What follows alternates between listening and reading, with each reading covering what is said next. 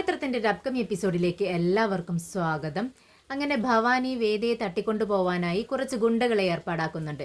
എന്നാൽ ഗുണ്ടകൾ ആള് മാറി നമ്മുടെ വിശ്വത്തെയാണ് പെരുമാറുന്നത്.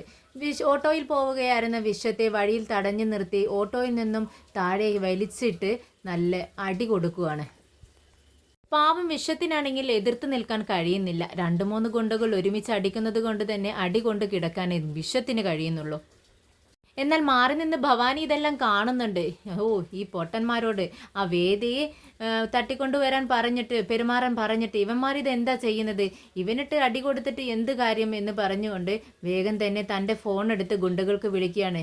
നിങ്ങൾക്ക് ആള് മാറിയട പൊട്ടന്മാരെ, അവനെ വെറുതെ ഇട്ട് അടിക്കാതെ അവിടെ ഇട്ട് നിങ്ങൾ അവിടെ നിന്നും പെട്ടെന്ന് സ്ഥലം വിടാൻ നോക്ക് എന്ന് പറയാണ്. പെട്ടെന്ന് ഒരാൾ വിളിച്ച് പറയുന്നുണ്ട്, എടാ നമുക്ക് ആള് മാറിപ്പോയി, വേഗം പോവാം എന്നും പറഞ്ഞുകൊണ്ട് വേഗം ബൈക്കിൽ കയറി അവിടെ നിന്ന് സ്ഥലം വിടുകയാണ്. വിശ്വത്തിനാണെങ്കിൽ ഒന്നും മനസ്സിലാവുന്നില്ല. പെട്ടെന്ന് വിശ്വം വീട്ടിലെത്തുന്നുണ്ട്.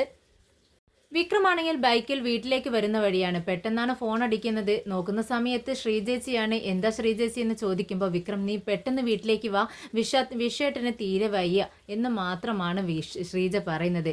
എന്ത് വിശ്വേട്ടന്, നമ്മുടെ വിശ്വേട്ടന് വയ്യാന്നോ, എന്ത് പറ്റി ചേച്ചി എന്ന് ചോദിക്കുന്നുണ്ട്. എല്ലാം വന്നിട്ട് പറയാൻ നീ പെട്ടെന്ന് വീട്ടിലേക്ക് വാ എന്ന് പറയുകയാണ് ശ്രീജ. വിക്രം വീട്ടിലേക്ക് കയറി വരുന്ന സമയത്ത് നമ്മുടെ വിശ്വം ഒരു ചെയറിലിരിക്കുന്നുണ്ട്. 4 പുറം എല്ലാവരും ഇങ്ങനെ വളഞ്ഞ് നിൽക്കുകയാണ്. നമ്മുടെ കമലാമ്മ സങ്കടത്തോടെ കരയുന്നുണ്ട്. എന്തു പറ്റിയ വിശ്വേട്ടാ എന്ന് ചോദിക്കുമ്പോഴേക്കും ശ്രീജ കരഞ്ഞുകൊണ്ടാണ് പറയുന്നത്, വിക്രം എന്താണെന്നറിയത്തില്ല, റോട്ടിലിട്ട് നിന്റെ ചേട്ടനെ കുറച്ച് ആളുകൾ ചേർന്ന് ഗുണ്ടകൾ ചേർന്ന് അടിച്ചു, കണ്ടില്ലേ, നിന്റെ ഏട്ടനെ മുഖത്തേക്കൊന്ന് നോക്ക്. വിക്രം നോക്കുന്ന സമയത്ത് ചേട്ടൻ്റെ മുഖത്തും കൈകളിലും നെറ്റിയിലും എല്ലാം മുറിയാണ്. വിജയ് വിക്രമിനോട് പറയുന്നുണ്ട്, നിന്റെ ഏട്ടൻ ഒന്നിനും ഒരാളെ ഉപദ്രവിക്കാത്ത ഏട്ടനാണ്, എന്നിട്ട് അദ്ദേഹത്തിനാണ് ഇങ്ങനെ ഒരു ഇത് മുറിവ് പറ്റിയിരിക്കുന്നത്. ആരാണ് ചെയ്തതെന്ന് അറിയത്തില്ല വിക്രം, നീ കണ്ടുപിടിക്കണം. എന്നെ ആരെങ്കിലും ഉപദ്രവിച്ചാൽ കുഴപ്പമില്ല, പക്ഷെ എൻ്റെ വിശ്വേട്ടന് ഇങ്ങനെ സംഭവിച്ചത് എനിക്ക് വളരെ വിഷമമുണ്ടെന്ന് പറയുകയാണ്. ഇത് കേട്ടതും വിനയം പറയുന്നുണ്ട്, ചേട്ടാ ഞങ്ങൾ എന്തായാലും ചേട്ടനെ കുറിച്ച് ഇങ്ങനെയൊന്നല്ല ചിന്തിച്ചിരുന്നത്. ചേട്ടൻ ഇവിടെ പാവത്തെ പോലും പുറത്തിറങ്ങിയാൽ വേറൊരു സ്വഭാവമായിരിക്കും, അതുകൊണ്ടാണ് ആളുകൾ ചേട്ടനെ ഇട്ട് അടിച്ചത് എന്ന് പറയാണ്. ഇത് കേട്ടത് ശ്രീജേച്ചി ദേഷ്യപ്പെടുന്നുണ്ട്. എടാ വിനയ, നിനക്ക് നിന്റെ ചേട്ടനെ കുറിച്ച് അറിയാവുന്നതല്ലേ, എന്നിട്ടും നീ എന്തിനാണ് ഇങ്ങനെയൊക്കെ സംസാരിക്കുന്നത്, നീ മിണ്ടാതിരിക്കുക എന്ന് പറഞ്ഞ് ദേഷ്യപ്പെടുകയാണ്. വിക്രം പെട്ടെന്ന് തന്നെ വിശ്വത്തോട് ചോദിക്കുന്നുണ്ട്, വിശ്വേട്ടാ ആരാണ് അടിച്ചതെന്ന് ഇപ്പം എല്ലാ അടയാളവും പറഞ്ഞു തരാൻ പറ്റുമോ, അവർ സംസാരിച്ചതോ എന്തെങ്കിലും ചേട്ടന് പറയാൻ കഴിയോ, ആരാണെന്ന് വല്ല സംശയമുണ്ടോ എന്ന് ചോദിക്കുകയാണ്. ഉടനെ തന്നെ വിശ്വം ഇങ്ങനെ ഓർത്തു നോക്കുകയാണ് എന്താണ് സംഭവിച്ചതെന്ന്. ഉടനെ തന്നെ പറയുന്നുണ്ട്, വിക്രം അവരെന്നെ അടിക്കുന്ന സമയത്ത് അവർക്കൊരു കോള് വന്നു, അപ്പോൾ ആള് മാറിപ്പോയി, എടാ നമുക്ക് ആള് മാറിപ്പോയി, പെട്ടെന്ന് സ്ഥലം വിടാമെന്ന് പറയുന്നത് ഞാൻ കേട്ടു എന്ന് പറയാണ്. അപ്പോൾ വിക്രം ചിന്തിക്കുന്നുണ്ട്, ആള് മാറിപ്പോയെന്നോ, അപ്പോൾ ആരെയായിരിക്കും അവർ ഉന്നം വെച്ചിട്ടുണ്ടാവുക എന്നിങ്ങനെ ചിന്തിക്കുകയാണ്. പിന്നീട് വിക്രം വീണ്ടും ചോദിക്കുന്നുണ്ട്, വിശ്വേട്ടാ പിന്നെ ഒന്നുകൂടി ചിന്തിച്ചു നോക്കൂ, എന്തെങ്കിലും ഓർമ്മയിലുണ്ടോ, അവർ വേറെ എന്തെങ്കിലും സംസാരിച്ചോ എന്നിങ്ങനെ ചോദിക്കുകയാണ്. ഉടനെ തന്നെ വിശ്വം വീണ്ടും പറയുന്നുണ്ട്, ഭായി ഭായി എന്നാണ് അവർ ഫോണിലൂടെ വിളിച്ചിരുന്നതെന്ന് പറയുന്നു. ഉടനെ തന്നെ വിക്രമിന് മനസ്സിലാവുകയാണ് ഇത് ഭവാനി തന്നെയാണ്. പെട്ടെന്ന് വിക്രം ചോദിക്കുന്നുണ്ട്, നിങ്ങളിൽ ആരാണ് ഈ ഓട്ടോയിൽ ഇന്നേ ദിവസം ഷോപ്പിലേക്ക് പോകാൻ വേണ്ടി തീരുമാനിച്ചതെന്ന് ചോദിക്കുമ്പോൾ നമ്മുടെ വിശ്വം പറയുന്നുണ്ട്, അത് വേദയായിരുന്നു ഇന്ന് പോവേണ്ടിയിരുന്നത്, പക്ഷേ അമ്മ പറഞ്ഞു വേദയെ പെട്ടെന്ന് ഒരു 10 ദിവസം കഴിഞ്ഞാൽ നിങ്ങളുടെ വിവാഹമാണല്ലോ, അതുകൊണ്ട് ഈ സമയത്ത് പുറത്തേക്ക് പോകുന്നത് നല്ലതല്ല എന്ന് പറഞ്ഞതുകൊണ്ട് ഞാൻ പോയതാണെന്ന് പറയുകയാണ്. ഇത് കേട്ടതും വിക്രമിന് കാര്യങ്ങളെല്ലാം മനസ്സിലാവുകയാണ്. ഏകദേശം ഒരു രൂപം പിടുത്തം കിട്ടുകയാണ്. പെട്ടെന്ന് വിക്രം പറയുന്നുണ്ട്, എനിക്ക് മനസ്സിലായി, ഇതിന് പിറകിൽ ആരാണെന്ന് എനിക്ക് മനസ്സിലായി, ഞാൻ ഇപ്പോൾ വരാമെന്ന് പറഞ്ഞ് പുറത്തേക്ക് ഇറങ്ങുന്ന സമയത്ത് വേദ തടയാണ്. വേണ്ട വിക്രം, നമുക്ക് എന്ത് തന്നെ ആയാലും ഇതിന് പെറ്റീഷൻ കൊടുക്കാം, നമുക്ക് പോലീസ് സ്റ്റേഷനിൽ പോയി പെറ്റീഷൻ കൊടുക്കാമെന്ന് പറയുമ്പോൾ കമലാമ്മ തടയാണ്. വേണ്ട, കുറേ പോലീസുകാർ ഈ വീട്ടിൽ കയറി ഇറങ്ങിയിട്ടുണ്ട്, ഇനി ഈ ഒരു കാരണം പറഞ്ഞുകൊണ്ട് ഇനിയും ഈ വീട്ടിനകത്തേക്ക് പോലീസിനെ വിരിച്ചു വരുത്താൻ ഞാൻ സമ്മതിക്കില്ല, വേണ്ട വിശ്വ ഒരു കേസും കൊടുക്കണ്ട എന്നിങ്ങനെ വിശ്വത്തിനോട് കമലാമ്മ പറയാണ്. വേദ വീണ്ടും വിക്രം പോകുന്ന സമയത്ത് വീണ്ടും തടയുന്നുണ്ട്. വേണ്ട വിക്രം, വേണ്ട, നീ പോവേണ്ടതില്ല, നീ പോയി കഴിഞ്ഞാൽ അടിപിടിക്കാണ് പോകുന്നതെന്ന് എനിക്കറിയാം, വെറുതെ നീ വരത്തില്ല എന്ന് പറയുമ്പോൾ വിക്രം വേദയ്ക്ക് വാക്ക് കൊടുക്കുകയാണ്. ഇല്ല, ഞാൻ നിനക്ക് തന്ന വാക്ക് ഞാൻ എന്നും പാലിച്ചിരിക്കും, ഞാൻ അക്രമത്തിന് പോകത്തില്ല എന്ന് പറഞ്ഞുകൊണ്ടാണ് വിക്രം അവിടെ നിന്നും ഇറങ്ങുന്നത്. നേരെ ചെല്ലുന്നത് നമ്മുടെ ശ്രീനിവാസൻ സാറിൻ്റെ വീട്ടിലേക്കാണ്. ശ്രീനിവാസൻ്റെ സാറിൻ്റെ മകളും ഭാര്യയും അവിടെ നിൽക്കുന്നുണ്ട്. എവിടെ ഭവാനി എന്ന് ചോദിച്ചിട്ടാണ് ചെല്ലുന്നത്. അദ്ദേഹത്തിൻ്റെ ഭാര്യ പറയുന്നുണ്ട്, എന്താ വിക്രം നീ ഇത്ര ദേഷ്യത്തോടെ, നീ ഇരിക്കേ, ഭവാനി അവിടെയുണ്ട്, ഞാൻ വിളിക്കാമെന്ന് പറയുന്നു. എനിക്ക് ഇരിക്കാൻ നേരമില്ല, ഇവിടെ അവൻ ഭവാനി ഭവാനി എന്ന് ഉച്ചത്തിൽ വിളിക്കുന്നു. ഭവാനി മുകളിൽ നിന്നും താഴേക്ക് ഇറങ്ങി വരുന്നുണ്ട്. പെട്ടെന്ന് വിക്രം അവൻ്റെ അടുത്തേക്ക് ചെന്ന് അവൻ്റെ മുഖത്തടിക്കാൻ വേണ്ടി കൈ അങ്ങ് വീശുവാണ്. പക്ഷേ അടുത്തെത്തിയതും വിക്രമിന് വേദക്ക് കൊടുത്ത വാക്കാണ് വിക്രമിൻ്റെ മനസ്സിൽ ഓടിയെത്തുന്നത്. താൻ ഒരിക്കലും ഒരാളെയും ഉപദ്രവിക്കില്ല, തന്നെ ഉപദ്രവിച്ചാൽ പോലും തിരികെ ഉപദ്രവിക്കില്ല എന്നൊരു വാക്ക് വേദയ്ക്ക് കൊടുത്തിട്ടുണ്ട്.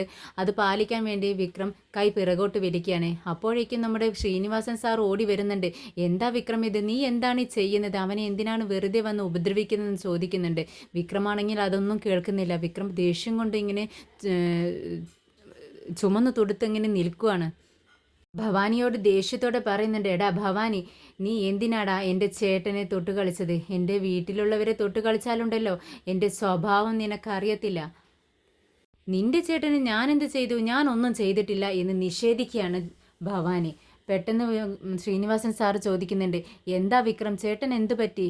ഇത് കേട്ട് വിക്രം പറയുന്നുണ്ട്, സാറൊന്ന് വീട്ടിലേക്ക് വന്ന് നോക്ക്, എൻ്റെ ചേട്ടൻ്റെ അവസ്ഥ കണ്ടാൽ എനിക്ക് സഹിക്കത്തില്ല.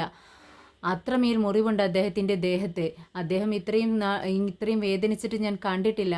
ഇവനാണ് എല്ലാത്തിനും കാരണം എന്ന് പറഞ്ഞുകൊണ്ട് ഭവാനിയെ ഉപദ്രവിക്കാനായി ഷർട്ടിൽ പിടിക്കുകയാണ്. ഇത് കണ്ട് ശ്രീനിവാസൻ സാർ അവനെ രണ്ടുപേരെയും ആക്കുന്നുണ്ട്. എന്നിട്ട് നമ്മുടെ വിക്രമിനോട് പറയുന്നുണ്ട്, വിക്രം നീ എന്താണ് ഈ കാണിക്കുന്നത്? കാര്യം അറിയാതെ, അവനൊന്നും ചെയ്തിട്ടില്ല എന്നിങ്ങനെ പറയുമ്പോഴും നമ്മുടെ ഭവാനിയുടെ മുഖം ഇങ്ങനെ മാറുന്നത് ശ്രീനിവാസൻ സാർ ശ്രദ്ധിക്കുന്നുണ്ട്. അങ്ങനെ വിക്രം അവനൊരു താക്കീത് കൊടുത്തുകൊണ്ട് പോവുകയാണ്. ഇനി മേലാൽ എൻ്റെ വീട്ടുകാരെ തൊട്ട് കളിച്ചാൽ നിന്നെ ഞാൻ എന്താ ചെയ്യാന്ന് അറിയത്തില്ല, മനസ്സിൽ വെച്ചോ എന്ന് പറഞ്ഞുകൊണ്ടാണ് അവിടെ നിന്നും ഇറങ്ങിപ്പോകുന്നത്. അങ്ങനെ വിക്രം അവിടെ നിന്ന് ഇറങ്ങിയതും ഭവാനിയോട് പറയുന്നുണ്ട് ശ്രീനിവാസൻ സാറ്, എടാ ഭവാനി, നീ എൻ്റെ ചേട്ടൻ്റെ മകനാണ്, ശരിയാണ്, പക്ഷേ നീ എൻ്റെ മകൻ്റെ സ്ഥാനത്താണ്. പക്ഷേ അതിനേക്കാളും മുകളിലാണ് എനിക്ക് വിക്രം. ആ സ്ഥാനത്തേക്കാളും വലിയ സ്ഥാനമാണ് ഞാൻ അവനക്ക് കൊടുത്തിട്ടുള്ളത്. പിന്നെ അവൻ്റെ ചേട്ടനെ നീ ഒന്നും ചെയ്തിട്ടില്ലെന്ന് പറയുന്നത് കള്ളമാണെന്ന് നിൻ്റെ കണ്ണിൽ നോക്കിയാൽ എനിക്കറിയാം. നീ എന്തോ ചെയ്തിട്ടുണ്ട്, അതെന്തിനു വേണ്ടിയാണ്? നീ എന്തിനാ അദ്ദേഹത്തെ ഉപദ്രവിച്ചതെന്ന് ചോദിക്കുന്നു. പക്ഷേ ഭവാനി ഇല്ല എന്ന് പറഞ്ഞുകൊണ്ട് നിഷേധിക്കുകയാണ്. പക്ഷേ ശ്രീനിവാസൻ സാർ അത് വിശ്വസിക്കുന്നില്ല. സാറ് പറയുന്നുണ്ട്, നീ പറയുന്നതെല്ലാം കള്ളമാണെന്ന് എനിക്കറിയാം, നിന്റെ കണ്ണിൽ നോക്കിയാൽ എനിക്കതറിയാൻ പറ്റും, എന്നേക്കാൾ ഉപരി വിക്രമനെ അത് അറിയാൻ പറ്റും. അതുകൊണ്ട് തന്നെയാണ് അവനിവിടെ നിന്നെ തേടി വന്നതും. പിന്നെ അവൻ്റെ വീട്ടുകാരെ തൊട്ട് കളിച്ചാൽ അവൻ എന്താ സംഭവിക്കുക, അവനക്ക് എന്താ ചെയ്യുക എന്നൊന്നും പറയാൻ പറ്റത്തില്ല. അവൻ പറഞ്ഞിട്ട് ഇവിടെ നിന്നും പോയില്ലേ, അത് തന്നെ ചെയ്തിരിക്കും. ചില നേരത്തെ ഞാൻ പോലും തടുത്താൽ പോലും അവൻ ഒതുങ്ങത്തില്ല എന്നിങ്ങനെ പറയാണ്. ഇത് കേട്ടതും ഭവാനിക്ക് ദേഷ്യം വരുന്നുണ്ട്. ഇദ്ദേഹത്തിന് ഞാനല്ല, സ്വന്തം ചേട്ടൻ്റെ മകനായ ഞാനല്ല വരുത്, അവനാണ്. ഞാൻ കാണിച്ചു തരാം, നിങ്ങൾ രണ്ടുപേരുമാണ് എൻ്റെ എതിരാളികൾ എന്ന് അവൻ സ്വയം പറയുന്നുണ്ട്. എന്നാൽ വിക്രമം ഈ നേരത്ത് പെട്ടെന്ന് തന്നെ വീട്ടിലെത്തുകയാണ്. എന്നിട്ട് വിഷത്തോട് പറയുന്നുണ്ട്, ചേട്ടാ ഞാൻ കണ്ടുപിടിച്ചു ചേട്ടനെ ഉപദ്രവിച്ചത് ആരാണെന്ന് എന്ന് പറയുമ്പോൾ ആരാണതെന്ന് എല്ലാവരും ഒരുപോലെ ചോദിക്കുകയാണ്. ഉടനെ തന്നെ വിക്രം പറയുന്നുണ്ട്, അദ്ദേഹം ഇപ്പോൾ ഒരു ഉയർന്ന നിലയിൽ ഇരിക്കുവാണ്, വലിയൊരാളാണ്, പക്ഷേ അതെനിക്ക് പറയാൻ പറ്റത്തില്ല, ഞാൻ താക്കീത് ചെയ്തിട്ടാണ് വരുന്നത്. പക്ഷേ ചേട്ടനെ ഉപദ്രവിച്ചത് എന്നോടുള്ള ദേഷ്യം കൊണ്ടാണ്, അല്ലാതെ ചേട്ടനോടുള്ള ദേഷ്യം കൊണ്ടല്ല എന്ന് വിക്രം തുറന്നു പറയുകയാണ്. ഇത് കേട്ടതും മാഷ് പ്രതികരിക്കുകയാണ്, എനിക്കറിയാം, അല്ലെങ്കിലും എൻ്റെ മോനോട് ആർക്കാ ദേഷ്യം, അവനൊരു നിരപരാധിയാണ്, എനിക്കറിയാമായിരുന്നു, നിന്നോടുള്ള ശത്രുത കൊണ്ടാണ് എൻ്റെ മകനോട് തീർത്തതെന്ന് എനിക്കറിയാം, എന്തായാലും ഞാൻ വിചാരിച്ചതുപോലെ തന്നെ നടന്നു എന്നിങ്ങനെയൊക്കെ പറയുകയാണ്. വേദ ചോദിക്കുന്നുണ്ട് അത് ആരാണെന്ന്. പക്ഷേ വിക്രം പറയാൻ കൂട്ടാക്കുന്നില്ല. പെട്ടെന്ന് തന്നെ വിക്രം റൂമിലേക്ക് ചെല്ലുകയാണ്. വേദയൊക്കെ പിറകെ ചെല്ലുന്നുണ്ട്. എന്നിട്ട് വീണ്ടും ഇതേ ചോദ്യം തന്നെ ആവർത്തിക്കുകയാണ്. പറ വിക്രം, ആരാണത്? ആരാണ് വിശ്വേട്ടനെ ഉപദ്രവിച്ചത്? വിക്രം പറയുന്നില്ലല്ലോ. അപ്പോൾ ആരാണെന്ന് വിക്രത്തിന് അറിയാം. അല്ലെങ്കിൽ ഞാൻ ഇപ്പോൾ തന്നെ സ്റ്റേഷനിൽ പോയി പരാതി കൊടുക്കും എന്ന് പറയുമ്പോൾ വിക്രം തടയുകയാണ്. വേണ്ട, അമ്മ പറഞ്ഞത് നീ കേട്ടതല്ലേ, ഒരു പരാതിയും പെറ്റിഷനൊന്നും കൊടുക്കേണ്ടതില്ല എന്ന് പറയുന്നുണ്ട്. എന്നാൽ വിക്രം പറയുന്നുണ്ട്, ആരോടും എനിക്ക് ദേഷ്യമില്ല വേദേ, ഞാൻ അവരെ എല്ലാം താക്കീത് ചെയ്തിട്ടാണ് വരുന്നത്. എനിക്ക് അവരെ ഉപദ്രവിക്കണം എന്നുണ്ട്.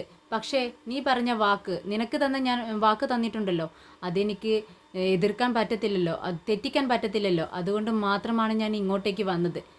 വീണ്ടും വീണ്ടും ആവർത്തിച്ച് ചോദിക്കുന്നത് കേട്ടപ്പോൾ വിക്രം പറയും, അതെ, ഭവാനിയാണ് അത് ചെയ്തത്. ഓഹോ, ഭവാനിയാണല്ലേ. അപ്പോൾ വേണ്ടപ്പെട്ട ആളായതുകൊണ്ടാണ്, ശ്രീനിവാസൻ സാറിൻ്റെ ചേട്ടൻ്റെ മകനായതുകൊണ്ട് മാത്രമാണ് വിക്രം അവരെ ഒന്നും ചെയ്യാതെ ഇങ്ങോട്ടേക്ക് പോകുന്നത്. പേടിയുണ്ട് അല്ലേ എന്ന് പറയാണ്. എന്നാൽ വിക്രം പറയുന്നുണ്ട്, ഞാൻ അദ്ദേഹത്തെ ബഹുമാനിക്കുന്നു, അതുകൊണ്ട് മാത്രമാണ് ഞാൻ അവനെ വെറുതെ വിട്ടത്. പിന്നെ നിനക്ക് തന്ന വാക്കും പാലിക്കണമല്ലോ, അതുകൊണ്ട് മാത്രമാണ് ഇങ്ങോട്ട് വന്നതെന്ന് പറയാണ്.